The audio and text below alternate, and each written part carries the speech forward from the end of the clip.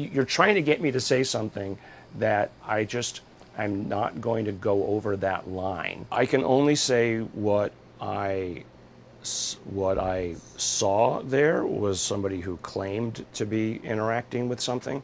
Do I think it's possible? There's no reason to expect that anything that they were doing was a lie or put on for show. Hey, what is up, guys? Welcome back to a brand new video on the goddamn internet. And today we're going to be talking a little bit about Garry Nolan. He's a notable figure, very spoken about in the UFO community, and a big figure in the law, right? So he's been in major parts, and he's made major developments and appearances on the biggest movies / podcasts, books, etc. He's well known by Diana Pasolka. He went with Diana to a gift site. He made an appearance in James Fox's The Program, and at the end he left on a super fucking epic, intense cliff note. And yeah, we're going to be talking about him and some of his recent statements. So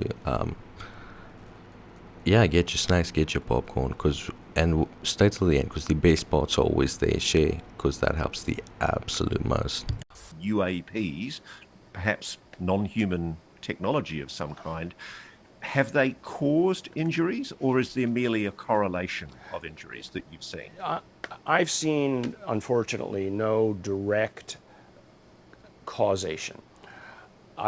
So I'm pretty sure Jake Barber in a recent interview said that he had to go to Garry Nolan to get treatment for things relating to these anomalous objects, and more specifically radiation treatment, right? So something happened there, and Garry Nolan is helping him because he's a medical doctor. What do you call it? It's something specific, his field, microbiology and virology? I have no fucking idea. Someone commented down below. I've seen situations where people have come to me and said the following occurred, and here are the medical events that I didn't have prior to this occurrence.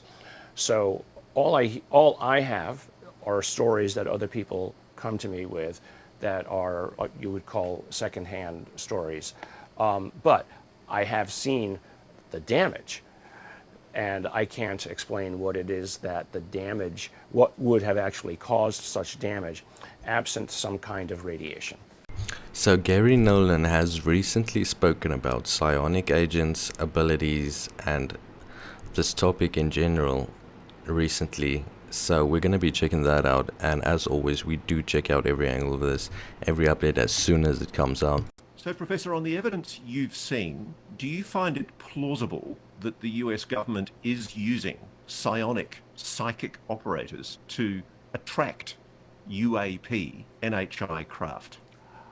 I can only say what I saw there was somebody who claimed to be interacting with something.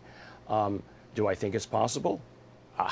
We're already working in the world of the Elon Musks, who are putting devices into people's brains to be able to talk directly to brains. I have no problem imagining a technology 1,000 years from now where even humans can interact with each other in some sort of pseudo-psionic manner. I don't know what it is that might be required to interact with a non-human intelligence. But what I can say is that the area within which we were working was absent of any possible overfly from commercial jets, because it was a mandated area where nothing such could occur. So what it was that we saw wasn't a flyover. It certainly wasn't a bug. So we can get rid of all of those opportunities. But the fact that the group with whom we were working were able to openly operate in this area, because they had openly operated in this kind of area before, and knew how to do it, tells me that there's a process in place for individuals of this type to access, where they're freely allowed to do what they're doing. Now, you guys should really check out more of Garry Nolan's story. We've covered him a lot. His background is really interesting. He works with a lot of high government officials, and he works with a lot of interesting things. He has a lot of crashed UFO materials that he studies, and he has some stories about interactions with NHI himself, or what he believed was NHI. Seeing things through the window, he thinks differently, which is interesting. Like, yeah. So, have you ever seen Garry Nolan be agitated by a question? Well, check this out. Stay till the end because it gets insane, okay? Can I get a definitive statement from you, Garry, on what you think you know about the existence of a non-human intelligence engaging with this planet? My personal experience, both with people and the things that I've seen, is that there's something here. My problem is, again as a scientist, that's my set of anecdotes. I need to get it into a form that I can hand to another scientist who sits in the office next to me and said, here's the data that you can use. There's so much data out there already that it's how do I compile a minimum list so that I can get a colleague's attention for the 5 minutes required to get them to say either it should be something that they follow up on or they can still go back to their day job. I mean, you're trying to get me to say something that I'm not going to go over that line, because if I don't maintain a certain level of skepticism, I just lose the credibility that I require for my scientific colleagues to feel that I'm a neutral observer. So damn, that must suck, alright? You can't say what you think or what you feel because you have to remain credible in the eyes of your coworkers and scientists in your field and around you that have power over your own speech and words. Must suck quite a little bit, but I'm sure Gary's working in the background to make a big come out with everything he's learned that is concrete, and excited to see everything coming out from him. Professor, I appreciate you are a top-level international scientist and you understandably will be skeptical and guarded in what you're prepared to say. But I've interviewed you previously and you've been very forthcoming about your belief that, or your knowledge, that there is indeed a non-human intelligence engaging with this planet.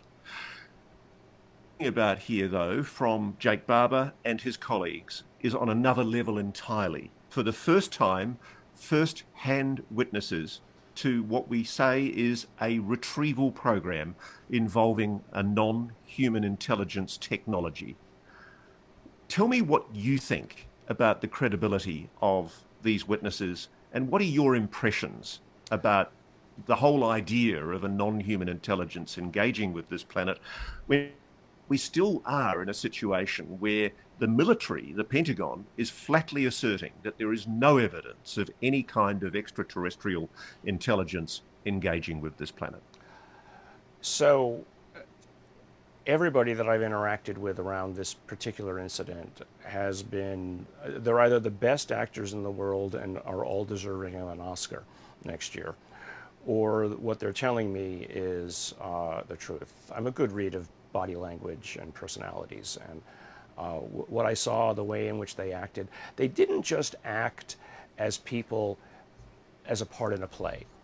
They acted in a way that showed that they'd done this before.